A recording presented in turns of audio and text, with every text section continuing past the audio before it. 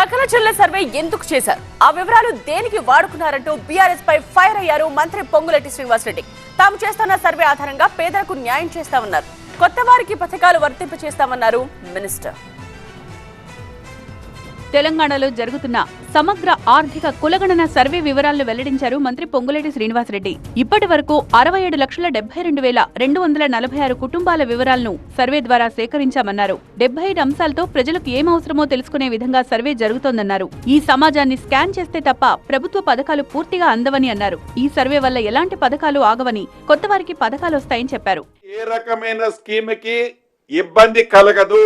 మీకేవైతే eligible ఉన్న స్కీములు తప్పకుండా ఈ సర్వే వలన మీరు ఫోర్గో అయ్యేది ఉండదు అని, మీరు ఏ ప్రాంతంలో ఉంటే ఆ ప్రాంతంలో మీ పేరుని, మీ కుటుంబాన్ని ఈ సర్వేలో మీరు కూడా పాల్గొని నమోదా చేర్చుకోవాల్సిందిగా మనస్ఫూర్తిగా రాష్ట్ర ప్రభుత్వ పక్షాన మీ అందరినీ కోరుతున్నాను.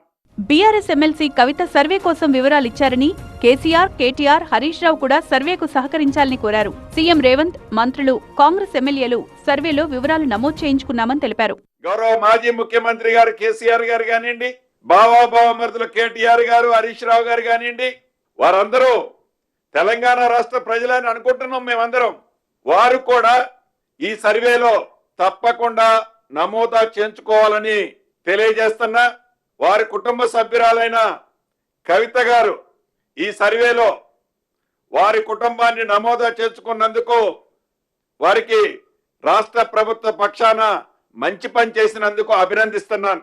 ఇప్పటి వరకు అత్యధికంగా ములుగులో 87%, నల్గొండలో 81%, జనగాంలో 77%, హైదరాబాద్లో 38% సర్వే జరిగిందన్నారు. ఈ సర్వే వల్ల ప్రతిపక్షాల ఉనికికే ప్రమాదం ఉందని, అందుకే దీనిపై తప్పుడు ప్రచారం చేస్తున్నారని పొంగులేటి ఆరోపించారు. ప్రజల ఆస్తుల్ని కొల్లగొట్టడానికి తప్ప కేసీఆర్ చేసిన సమగ్ర కుటుంబ సర్వే వల్ల ప్రజలకు లాభం జరగలేదన్నారు. ఈ నెలాఖరులోగా సర్వేను పూర్తి చేస్తామని తెలిపారు.